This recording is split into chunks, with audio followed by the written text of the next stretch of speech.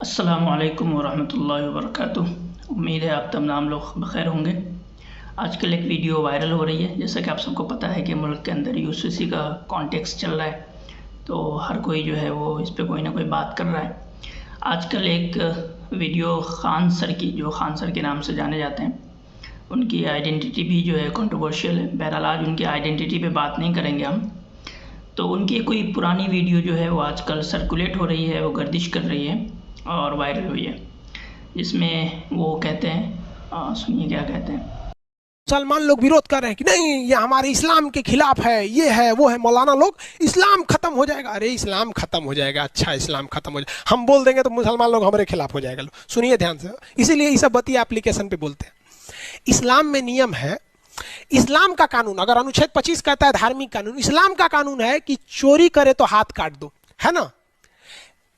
कोई मुसलमान चोरी करे ना तो उसका हाथ काटिए। कहिए काहे काटिए? तो अनुच्छेद 25 तुम्हारी धार्मिक स्वतंत्रता, इस्लाम कहता हाथ काट दो। तो कहेगा ना हाँ हमारा हाथ काटेंगे, इस्लाम बाहर में गया। पर हमको भारतीय दंड संहिता, इंडियन पीनल कोड की तरह चोरी की सजा दीजिए, 2 साल जेल में रखिए, हाथ काहे काटिएगा? वहां उनको इस्लाम नहीं दिखेगा। वहां भी कहिए ना कि चोर फांसी की सजा इस्लाम में नहीं है, सर काट दे। तो जैसा कि आप सबने सुना कि वो क्या कह रहे हैं, वो यूसीसी के कॉन्टेक्स्ट में इस्लाम के जो हदूद है, जिसको आमतौर पे समझने के लिए इस्लामिक पीनल कोड कह दिया जाता है, उसके बारे में वो कह रहे हैं। वो कह रहे हैं कि मुसलमान और मौलाना लोग बहुत हो हल्ला मचा रहे हैं कि इस्लाम ख़तरे में आ जाएगा यूसीसी वगैरह की वजह से, और ये लोग जो है वो क्यों नहीं क्रिमिनल मामले में जो है वो इस्लाम की बात करते हैं। और ये भी कह रहे हैं कि देखिए हम जो है वो ऐसी बातें पब्लिक पे नहीं कहते हैं, ऐप में कहते हैं। तो मतलब आपको भी पता है कि पब्लिक में ये बातें कहेंगे आप तो आपका ताक़ुब होगा और लोग आपको जो है घेरेंगे और आपके ऊपर क्रिटिसिज्म होगा, क्योंकि ये बहुत जाहिलाना बात है जिस तरह से आपने कही है। ये भी सोशल मीडिया का बहुत कारनामा है कि इस तरह की चीज़ें जो है वो बहुत गर्दिश करती है, वायरल हो जाती है फ़ौरन। लेकिन जो इल्मी गुफ्तगू होती है, आमतौर पे जो एकेडमिक गुफ्तगू होती है, उसको वक्त लगता है लोगों तक पहुंचने में, सुनने में। बहरहाल तो इनका जो पूरा आर्ग्यूमेंट है, जिस तरीके से वो मलाइन कर रहे हैं, जिस तरीके से वो एक तासुर देने की कोशिश कर रहे हैं, तो चलें हम इस पे इनको बताते हैं कि असल में मसला क्या है। देखिए, मुसलमानों को इससे कोई इशू नहीं है कि आप जो है वो इंडिया के अंदर इस्लामिक पीनल कोड ले आएँ, हम तो खुश हो जाएंगे आप। लेकिन मसला है कि क्या रियासत तैयार होगी इसके लिए कि मुसलमानों को जो है उनका पीनल कोड दे। मुसलमानों को पीनल कोड देने का मतलब सिर्फ पीनल कोड किताबों में नहीं होगा, बल्कि सबको पता है कि जैसे एक आईपीएस होता है, यानी आईपीसी होती है, उसी तरह उसका एक प्रोसीजर के लिए भी अलग से डॉक्यूमेंटेशन होता है। यानी हर लॉ का क्या प्रोसीजर होगा, उसके कैसे अदालतें सेटअप होगी, गवाही कैसे होगी, उसके फैसले कैसे किए जाएंगे, ये सब के लॉ भी जो है वो होते हैं, जिसको यानी कि प्रोसीजर के अंदर नकल किया जाता है। तो इसी तरह अगर आप इस्लाम का पीनल कोड लाएंगे मुसलमानों के लिए, तो सिर्फ पीनल कोड तो नहीं लाएंगे, उसके लिए आपको मुसलमानों की जो इस्लामी नहज पे जो अदालतें हैं वो भी लानी पड़ेगी, जो गवाही का सिस्टम है इस्लाम में वो भी लाना पड़ेगा, जो क़ज़ा का सिस्टम है वो भी लाना पड़ेगा। तो क्या अगर रियासत, कोई भी रियासत, हिंदुस्तान की रियासत हो या कोई दूसरी रियासत हो, गैर मुस्लिम रियासत हो, अगर वो मुसलमानों को पीनल कोड देना चाहे उसका अपना इस्लामी, तो मुसलमान तो खुश हो जाएंगे, बिल्कुल खुश होंगे। आगे बढ़ के हम इससे नहीं डरते कि इस्लाम का जो पीनल कोड है, जिसको हम हदूद कहते हैं, उसके नफाज को तो हम बाबरकत समझते हैं। उससे हम समझते हैं कि अगर इसका नफाज हो जाए तो दुनिया की प्रॉब्लम्स ख़त्म हो जाएगी। हम तो चाहते हैं कि इसका नफाज पूरी दुनिया में हो, ये पूरी दुनिया में इम्प्लीमेंट हो जाए। लेकिन मसला ये है कि सामने वाले तैयार नहीं हैं। मसला ये नहीं है कि मुसलमान तैयार नहीं है, सामने वाले तो इस्लामी पीनल कोड छोड़ें, सामने वाले तो जो छोटे छोटे मसाइल हैं, दो चार ही चीज़ें तो अब यानी यूनिफॉर्म सिविल कोड में बदलेंगी ना मुसलमानों को लेकर के। बाकी तो पूरा ऑलरेडी हमारा सिविल कोड यूनिफॉर्म है। जो सिविल कोड का 99% हिस्सा है वो तो ऑलरेडी यूनिफॉर्म है। उसके अंदर एक यूनिफॉर्मिटी पाई जाती है, चाहे वो कॉन्ट्रैक्ट के मसाइल हो, टॉट के मसाइल हो और दूसरे मसाइल। ले दे के बसते हैं कुछ फैमिली के मसाइल, आइली मसाइल बसते हैं, तो उसके अंदर अलग अलग सेपरेट लॉ हैं, पर्सनल लॉज हैं। तो एक तो बात ये होगी। तो हम चाहते हैं कि पूरी दुनिया के अंदर इस्लाम के पीनल कोड का या इस्लामी हदूद का नफाज हो, लेकिन मसला ये है कि क्या दुनिया तैयार है इसके लिए। मसला ये है कि आप तैयार नहीं हैं हमें देने के लिए, रियासत नहीं है तैयार। अब देखें इसमें यह है कि फिर हम डिमांड क्यों नहीं करते इस तरह की चीज़ों का, तो ये एक बेवकूफ़ी है। अगर मुसलमान इस तरह की बात डिमांड करे तो उसको भी पता है कि वो रियासत से, वो मुआशरे से एक ऐसी चीज़ का डिमांड कर रहा है जो कि मुआशरे के ऊपर बर्डन डालने की चीज़ है। वो तो खैर अच्छी चीज़ है, मतलब उसके नफाज से क्राइम कम हो जाएंगे, उसके नफाज से जो है जो एक इंसानी मुआशरा तश्कील पाता है सही खतूत पे, जो उसके एक ह्यूमन एसेंस होना चाहिए जिस मुआशरे में, वो आ जाएगा। लेकिन मसला ये है कि रियासत तैयार नहीं होगी, जो गैर मुस्लिम हैं, जो मेजॉरिटी में रहते हैं, वो तैयार नहीं होंगे कि भाई हम इस्लामी लॉ के एतबार से हम क्यों अपने जो है वो पनिशमेंट कराएं, नहीं होंगे ना। तो हर रियासत के अंदर आईपीसी एक ही होती है, पीनल कोड जो है वो हमेशा एक होगी। अंग्रेज़ों से पहले इंडिया के अंदर इस्लामी हुदूद ही नाफिज थे, उसी के एतबार से हर किसी के फैसले किए जाते थे, चाहे वो मुस्लिम हो, गैर मुस्लिम हो, वगैरह वगैरह। क्यों पीनल कोड एक क्यों होगा? उसकी वजह है कि जब क्राइम होता है तो उसमें आमतौर पे ऐसा नहीं होता कि दोनों फरीक जो है वो एक ही तबके से ताल्लुक़ रखता है, एक ही मज़हब से ताल्लुक़ रखता है, वो अलग अलग तबके से ताल्लुक़ रखते हैं ना, अलग अलग मज़हब से ताल्लुक़। आप जितने क्राइम का डेटा है उसको उठा के आप देखें तो आपको पता चलेगा कि उसमें बाइफरकेट करना कि ये जो है वो मुसलमान ने मुसलमान के ख़िलाफ़ क्राइम किया, ये बहुत मुश्किल हो जाता है। क्योंकि जब कोई क्राइम करता है सड़कों पे या बाहर, या कोई रेप कर रहा होता है, कोई कत्ल कर रहा होता है, कोई गोली किसी को मार देता है, तो वो इस बुनियाद पे नहीं करता कि उसका मज़हब क्या है वो देख के, फिर तो वो एक हेट क्राइम हो जाएगा। अगर आप इन चीज़ कास्ट की बुनियाद पे, आप जो है मज़हब की बुनियादों को देख के जो है फिर क्राइम करने लग जाएँ तो वहाँ ये देखा नहीं जाता कि सामने वाला कौन है, बस क्राइम किया जाता है। तो उसमें पार्टी कोई भी हो सकता है, उसमें पार्टी कोई भी हो सकता है, इसलिए पीनल कोड हमेशा एक रहेगा। क्योंकि उसमें पार्टी, एक विक्टिम जो है वो मुस्लिम भी हो सकता है, विक्टिम जो है वो हिंदू भी हो सकता है, सिख भी हो सकता है, और जो क्रिमिनल होगा, जिसके ऊपर जो एक्यूज्ड होगा, वो कोई भी हो सकता है, मुस्लिम भी हो सकता है, सिख भी हो सकता है, हिंदू भी हो सकता है, क्रिश्चियन भी, कोई भी हो सकता है। तो इसके लिए पीनल कोड हमेशा एक ही होते हैं। अगर इस्लाम के पीनल कोड लाने हैं तो वो भी एक ही होगा, मोस्ट वेलकम है, रियासत ले आए, मुस्लिम उसकी हिमायत करेंगे। आप ये ना सोचें कि मुसलमान कहेंगे कि नहीं नहीं हमें नहीं चाहिए, जैसा कि इन्होंने कहने की कोशिश की कि मुसलमान भाग जाते हैं जब इस्लामी पीनल कोड की बात होती है। मुसलमान नहीं भागते जनाब, बल्कि इसके दो तरीके हैं। एक तो ये है कि जहाँ मेजॉरिटी में मुस्लिम नहीं है तो वहाँ तो मुआशरे से वो इस चीज़ की डिमांड करें तो उनको पता है कि वो अल्लाह को डिमांड कर रहे हैं, क्योंकि मुआशरा कभी तैयार ही नहीं होगा अपने लिए इस्लामी पनिशमेंट के लिए।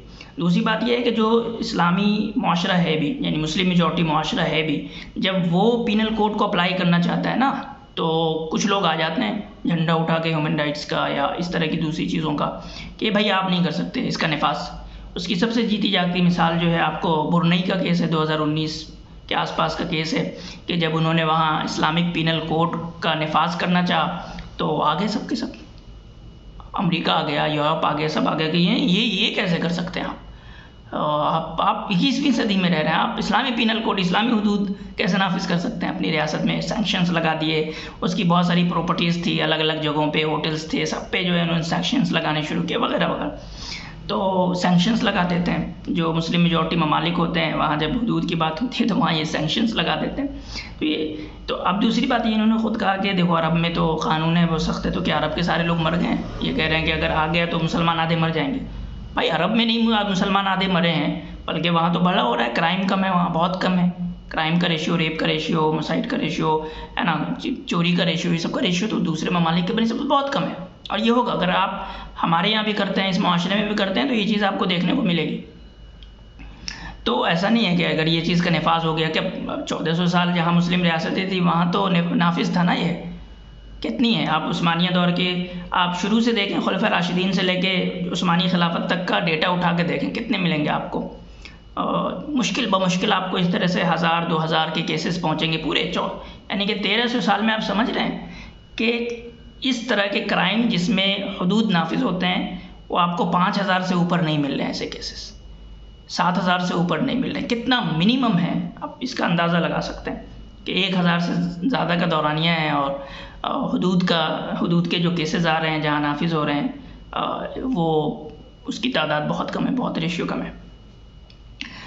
तो ये आप हरगिज़ ना सोचें कि ये लोग जो है जब सिर्फ आइली मसाइल की बात होती है तो मुसलमान जो है वो कहते हैं इस्लाम ख़तरे में आ जाएगा। हम इसलिए इसको और होल्ड करना चाहते हैं क्योंकि भाई देखें, फैमिली मैटर्स में ये बहुत एक्सेप्शन है कि एक दो कुछ वाक़यात होंगे, इक्का दुक्का तो होंगे कि पार्टी जो है वो अलग अलग मज़हब की हो। शादी होता है तो आमतौर पे क्या होता है, मुसलमान की शादी मुसलमान से होती है ना। आमतौर पे क्या होता है कि एक जो मुसलमान बाप मरता है तो उसके बेटे मुसलमान ही होते हैं, उसके बच्चे मुसलमान ही होते हैं, बेटियां मुसलमान होती हैं, वो वारिस बनती हैं उनकी, है ना। तो जब जहाँ पार्टी यहाँ मुस्लिम है और कोई इस तरह का ये नहीं है, तो वहाँ आप उसको अपने इस्लाम पे अमल करने से क्यों रोक रहे हैं। और अगर हम इसका डिमांड कर रहे हैं तो ये लघु नहीं है, ये बेकार नहीं है, फालतू नहीं है। हम आपसे कोई ऐसी डिमांड नहीं कर रहे हैं जो आपके लिए बर्डन पैदा करे। अगर हम हुदूद का डिमांड आपसे करेंगे तो आप ठीक है, ये आपको लगेगा कि बेकार सी डिमांड है, क्या क्या डिमांड कर रहे हो आप, ठीक है। लेकिन जब हम दोनों पार्टी मुसलमान हैं वहाँ पे, और वो ये आपसे डिमांड कर रही है कि भाई नहीं, हमारे मसाइल जो हैं, आइली मसाइल जो हैं वो मुसलमान अपने इस्लाम के मुताबिक करें, तो फिर इसमें आपको क्या दिक्कत है, आपके ऊपर क्या बटन पड़ रहा है, कोई बटन नहीं पड़ रहा है। इस पर आपके आर्ग्यूमेंट्स क्या क्या हैं, देखें सिविल कोर्ट्स पे इनके आर्ग्यूमेंट्स क्या क्या। एक तो इक्वलिटी के आर्ग्यूमेंट्स हैं, तो ये मतलब कह लें कि बचने का एक तरीक़ा है और कुछ भी नहीं है, कि इक्वलिटी जिस सेंस में ये बयान कर रहे हैं उस सेंस में कभी पॉसिबल नहीं है। मिसाल के तौर पे आप अगर इंडिया का लॉ देखेंगे ना, तो वहाँ वाइफ के क्या राइट्स हैं वो बहुत डिफ़ाइन है, बहुत वेल डिफ़ाइंड है, बढ़िया से डिफ़ाइंड है। लेकिन शौहर के क्या राइट्स हैं वो वेल डिफ़ाइंड नहीं है, वो वेल डिफ़ाइंड नहीं है। तो ये ऐसा क्यों है? राइट टू मेंटेनेंस जो है वो शौहरों को दे रखा है। अपनी इक्वलिटी की बात है तो फिर ख़त्म करिए ना ये सब भी। इक्वलिटी की अगर बात है, आप कह रहे हैं कि नहीं इक्वल होना चाहिए सब कुछ मर्द और औरत के लिए, तो फिर आपके लॉ में मर्दों के ऊपर जिम्मेदारियां ज़्यादा क्यों हैं औरतों के बनिस्बत? ख़त्म कर दीजिए उसको। मर्द फिर राइट टू मेंटेनेंस सिर्फ एक के लिए क्यों होगा, या मर्दों के लिए जो है वो बहुत एक्सेप्शनल केसेस में है, औरतों के लिए जनरल केसेस में है। इसी तरीके से उनके बहुत सारे राइट्स हैं, वो सिर्फ उनको क्यों दिए जाएंगे? फॉर एग्ज़ाम्पल अगर शौहर जो है वो ख़र्चा पानी क्यों उठाएगा, है ना, वो जो है नानो नफ़क़ा की ज़िम्मेदारी क्यों उठाएगा? अगर आप ऐसा चाहते हैं कि इक्वलिटी की बुनियाद पे हो, तो इक्वलिटी तो पॉसिबल नहीं है। तो जहाँ किसी चीज़ में मर्द को इख्तियार दिया गया है, इस्लाम ने राइट्स कहीं पे मर्द को दिए हैं, तो वहाँ पे आप आ जाते हैं रोने के यहाँ इक्वल नहीं है तो चलो इक्वलिटी कर देते हैं, हम बराबरी मसावात कर देते हैं। तो भाई इस्लाम ने तो बहुत सारी जगहों पे औरतों को भी ऐसे राइट्स दिए हैं जो मर्दों को नहीं दिए हैं, जैसे फाइनेंशियल रिस्पॉन्सिबिलिटी दे रखी है, तो वो ख़त्म कर देना इसको भी। फिर आपके अपने लॉ के अतबार से आप इसको कभी ख़त्म नहीं करेंगे। तो आप इक्वलिटी का जो सेंस देना चाह रहे हैं वो पॉसिबल नहीं है। बहुत सारी चीज़ों में वो पॉसिबल बिल्कुल भी नहीं है। दोनों अलग अलग रोल प्ले करते हैं समाज में, तो दोनों के हुकूक ज़िम्मेदारी यानी हुकूक और फ़राइज़ अलग अलग होंगे ना। किसी के राइट्स अलग होंगे तो उसकी रिस्पॉन्सिबिलिटीज़ भी अलग होगी ना, क्योंकि राइट्स और रिस्पॉन्सिबिलिटीज़ एक साथ चलते हैं। तो आप तो कह रहे हैं कि भाई हम राइट्स में दोनों को बराबर कर देंगे, तो फिर रिस्पॉन्सिबिलिटीज़ कहाँ जाएगी? फिर रिस्पॉन्सिबिलिटीज़ में भी बराबर करें। रिस्पॉन्सिबिलिटीज़ में आपका लॉ बराबर नहीं कर रहा, तो आप डिस्क्रिमिनेशन कर रहे हैं। गोया कि फिर आप मर्द के साथ डिस्क्रिमिनेशन कर रहे हैं कि आप औरतों को वो तमाम हुकूक दे देंगे जो मर्दों को है, लेकिन जब रिस्पॉन्सिबिलिटीज़ की बात आएगी तो आप मर्द के ऊपर तो 10 रिस्पॉन्सिबिलिटीज़ लगाएंगे, औरत के ऊपर कोई रिस्पॉन्सिबिलिटीज़ लीगली नहीं लगा रहे। समाजी तौर पे जो रिस्पॉन्सिबिलिटीज़ लगी हुई लीगली कोई रिस्पॉन्सिबिलिटीज़ नहीं लगा रहे आप। तो ये तो एक तरीके से मर्द के साथ डिस्क्रिमिनेशन होगा, ठीक है। तो आप जो इक्वलिटी की बेस पे बात करना चाह रहे हैं उसमें फ्लॉज हैं, उसमें दिक्कतें हैं, वो इक्वलिटी पॉसिबल नहीं है। तो ये आर्ग्यूमेंट खुशनुमा तो है, बेहतरीन तो है, सुनने में बहुत बढ़िया लगता है, ये हक़ मिल जाएंगे वो हक़ मिल जाएंगे, कितना अच्छा हो जाएगा, मुसावात की बात हो रही है, इक्वलिटी की बात हो रही है, सब खुश अच्छे हो जाएंगे सब। ये सब बस खुशी यानी कि खुश लगता है सुनने में, खुशनुमा लगता है। बाकी ये ना तो प्रैक्टिकल ये पॉसिबल है और थ्योरेटिकली इसके अंदर बहुत प्रॉब्लम्स हैं। और जब ये प्रैक्टिकली दिखने लग जाता है, पॉसिबल होने लगता है, तो वही हाल होगा जो मगरिब के माशरे का हुआ है, मतलब ख़ानदानी निज़ाम टूट जाएगा। तो जब आप इक्वलिटी के मसावात के यानी रिस्पॉन्सिबिलिटीज़ में भी और राइट्स में भी बराबर के दर्जे में पहुंच जाएंगे ना मर्द और औरत दोनों, तो फिर आप रोना मत रोइएगा कि हमारे जो इंडियन कल्चर का जो है सत्यानाश हो गया, हमारा फैमिली सिस्टम जो हमें जोड़े रखता था उसका सत्यानाश हो गया। अब देखें ये चीज़ आपको अर्बन क्लास में देखने को भी, एलिट क्लास जो इंडिया का एलिट क्लास है ना, वहाँ डाइवोर्स रेट उठा के देखें, वहाँ सिंगल पेरेंट्स के रेशियो को उठा के देखें, तकरीबन वही है जो मगरिब का हो रहा है, जो मगरिब के हालात हैं। तो एलिट क्लास, इंडिया का एलिट क्लास ऑलरेडी उस इक्वलिटी के सेंस को अपना चुका है जो मगरिब का है, यहाँ यानी कि राइट्स एंड रिस्पॉन्सिबिलिटीज़ एकदम बराबर के तौर पे बांटने की कोशिश की जा रही है। तो फिर आपको वो प्रॉब्लम्स झेलने पड़ेंगे जो मगरिब के हैं, तो तैयार रहें उसके लिए। कोई नहीं, आप अपने माशरे को उन खतूत पे इस्तेमाल करें, बनाएं जो मगरिब का है। आपके पास ताकत है, आपके पास सब कुछ है, तो आप इस्तेमाल कर सकते हैं, लेकिन उसके नताइज के लिए भी तैयार रहें कि अगले 50 साल में आपको क्या नतीजा मिलेगा जो चीज़ आप करने जा रहे हैं। क्योंकि आप जो कुछ आज करते हैं उसके कॉन्सिक्वेंसेस भी होते हैं जो आपको नहीं तो आपके अगली जनरेशन्स को देखने पड़ते हैं। तो ये एक मुख्तसर सी बात थी जो इस ज़मीन में कहनी थी। यूसीसी अभी हॉट टॉपिक बना हुआ है, कुछ भी वायरल हो रहा है। तो खान सर जैसे लोग जो हैं वो बस ऐसा ही कर सकते हैं कि एक सही बात करें, एक ऐसी बात करें जो बचकाना हो, जो ऊपर से तो देखने में लगता हो अच्छा ये कर दिया, अंदर में बहुत फैलेसीज़ हों, बहुत खामियां हों उस आर्ग्यूमेंट में, पूरी दलील में, चीज़ों को वो पूरे तौर पे समझते नहीं हो, कॉन्टेक्स्ट को पूरे तौर पे समझते नहीं हो, जो एक हिस्टोरिकल डेवलपमेंट है हर चीज़ का उसको वो समझते नहीं हो। तो ऐसा ही हो सकता है जो जिस तरह से उन्होंने आर्ग्यूमेंट रखे हैं। और खैर वो कोई बहुत स्कॉलर आदमी है भी नहीं कि उनको जो है इस तरह के, हाँ बट पॉपुलर हैं, सोशल मीडिया पे बहुत पॉपुलर हैं। तो ये एक चीज़ है। बाकी इस टॉपिक पे इंशाल्लाह मज़ीद हो सकता है कुछ वीडियोस आप लोगों के सामने मैं गोशगुजार करूं। तो उम्मीद है आपको ये वीडियो मेरी पसंद आई होगी, और मेरे चैनल पे अगर पहली मरतबा आएँ तो ज़रूर सब्सक्राइब करें, लाइक करें, शेयर करें, और जितना ज़्यादा से ज़्यादा हो इस मौजू पे अपने दोस्तों को, अपने आसपास के लोगों को अवेयर करें। जज़ाकल्लाहु खैर।